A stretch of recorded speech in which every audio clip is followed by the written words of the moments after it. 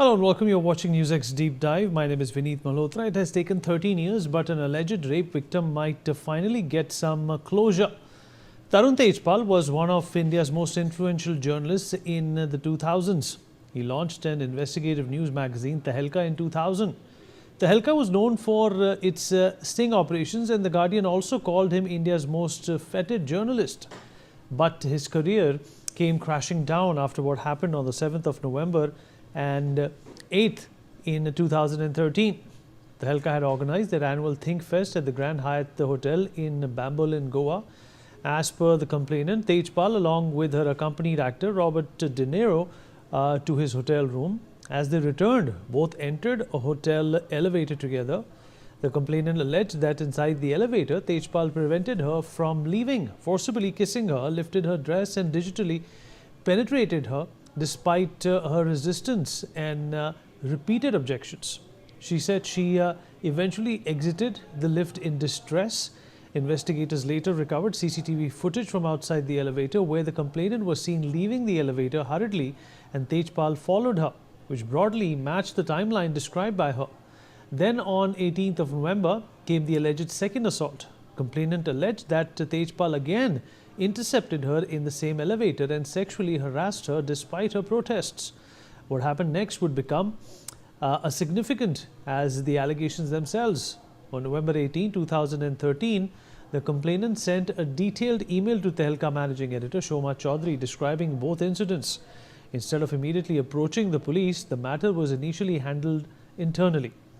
In a complaint to then managing editor of the magazine, Shoma Chaudhary, the survivor, who was a young woman journalist, alleged that Tejpal lured her into the lift, manipulated its controls to keep it in circuit, confined her inside and sexually assaulted her despite repeated objections. The following day, Tarun Tejpal wrote an email to the complainant apologizing for what he described as a bad lapse of judgment. He also offered to recuse himself from the organization for 6 months. In another email to the management, he referred to having made an attempt at a sexual liaison on 2 occasions despite the complainant's reluctance. These emails would later become some of the prosecution's most important pieces of corroboration and evidence. However, as the criminal investigation progressed, Tejpal changed his legal stand. He denied the allegations of rape, maintained that the interaction was consensual, and urged investigators to examine the CCTV footage, claiming it would establish the accurate version of events. The internal process quickly gave way to criminal proceedings. Public outrage mounted. The Goa government took suo motu cognizance and FIR was registered on 30th of November 2013. Tarun Tejpal was arrested. He remained in custody until the Supreme Court granted him bail in July 2014. The trial itself took years. Charges were framed, witnesses examined and cross-examined, while legal challenges delayed proceedings.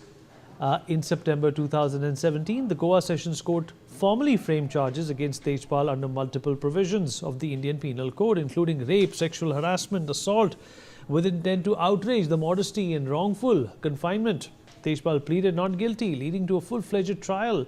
After years of hearings, the trial concluded in May 2021. The Additional Sessions Court in Goa acquitted Tarun Tejpal of all charges, holding that the prosecution had failed to prove its case beyond reasonable doubt. The judgment cited investigative lapses, inconsistencies in evidence and deficiencies in the prosecution's case while extending the benefit of doubt to the accused. The trial court held that the prosecution had failed to prove guilt beyond reasonable doubt. It pointed to investigative lapses, inconsistencies, CCTV-related issues and deficiencies in the investigation. The judgment also observed that crucial evidence had not been properly preserved and concluded that the shortcomings created reasonable doubt. But the story did not end there. The Goa government challenged the acquittal before the Bombay High Court. And after re-examining the evidence, the High Court reached the opposite conclusion. It described the survivor's testimony as being of sterling quality, held that the apology email significantly corroborated her account, criticized the trial court's approach towards the survivor, rejected attempts at character assassination, and ruled that Tejpal's position of authority over a junior colleague was a relevant factor. The High Court emphasized that Tejpal was not merely a colleague but the complainant's editor, employer and mentor.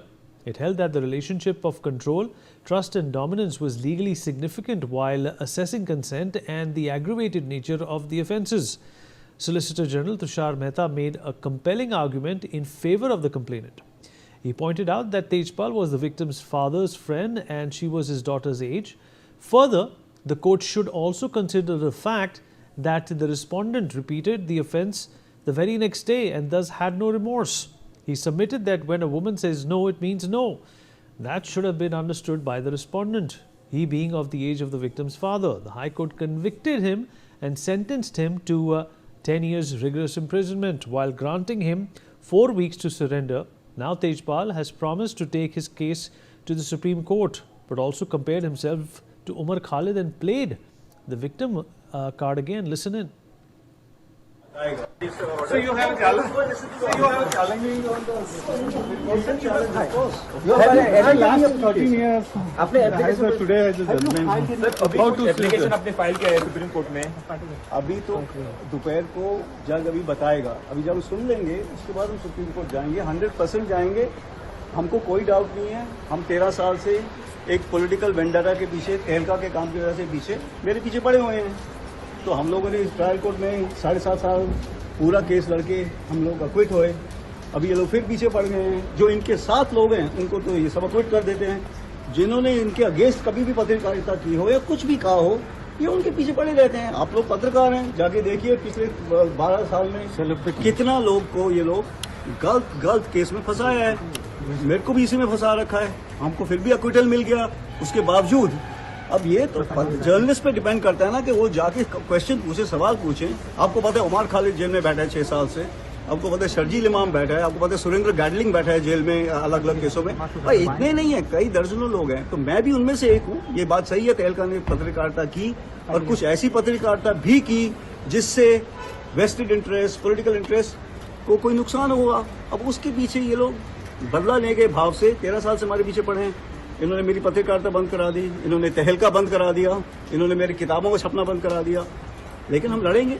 मेरे को पूरा faith है कि इतनी बड़ी judiciary में ऐसे जज हैं जो सच देखेंगे और सच एकदम से सामने आएगा. एक बार आ चुका है ट्रायल कोर्ट में, जिसने 1.5 साल मेरा ट्रायल चला, डे ऑन डे, क्योंकि वो ऑर्डर डे ऑन डे का ट्रायल था. और इतना मटीरियल है, अगर आप लोग मेरे से बात करना बंद करें और जाके कोर्ट में एविडेंस देखें, इतना एविडेंस है कि मेरे को 10 बार बरी हो जाना चाहिए, एक बार भी नहीं. वो एविडेंस हम पूरा पब्लिक के सामने लेके आएंगे, कोई प्रॉब्लम नहीं. सब लेके आएंगे. All right, Mr. Sanjay Bansal, Advocate Supreme Court, is joining us on the broadcast to talk about this. Mr. Bansal, appreciate you being here with us, sir. So what is your assessment of this case? He was acquitted first and then the High Court has pulled up the Session Court saying that a lot of the corroboration and the evidence that was submitted should have been taken more seriously. What are Mr. Tejpal's options now? No, option, in fact, he has already told you on the camera to all the journalists that he proposed to file the special petition against this order of the High Court, which he has entitled to, definitely, as per law. As far as this whole case is concerned, of course, the trial court found him not guilty or maybe could not find the sufficient evidence against Mr. Tejpal. And on appeal, state appeal, the acquittal has been overturned and the conviction has been pronounced along with the sentence of 10 years plus fine. So this is a legal process which has undertaken, which has taken its time. Of course, it has taken a very long time. It should have been decided much earlier. And the credit goes to Mr. Tejpal also, because he has been coming to Supreme Court on trivial issues, scuttling the prosecution in the trial court. So now at the end of the day, he is equating himself to cases which are absolutely different kind of cases. So I was a bit surprised to hear what he is saying and equating himself. He's a convict of sexual harassment, that too of his colleague. This is something very strange that he is, taking a high moral ground. And I'm sorry, as far as the case is concerned, of course, now finally it will be decided by the Supreme Court. So he's also saying that he's innocent as he's been framed. There are a lot of people in similar situations who are languishing in prison. What do you make of that comment, sir? Actually, every person is, innocent till proven guilty by the court of law, by due process of law. in his case, the law has taken its course, and ultimately by the superior court he has been pronounced guilty. So today he is a convict. He is not an innocent man. He is a pronounced offender today after the judgment of the High Court. He might say anything, but as far as the law is concerned, it is very clear. I don't find his statement worth considering. He is a convict as on date. All right, sir, appreciate you joining us. Thank you so much for your time Thank you very much. and your Thanks. expertise. We'll take a short break on that note. Be right back.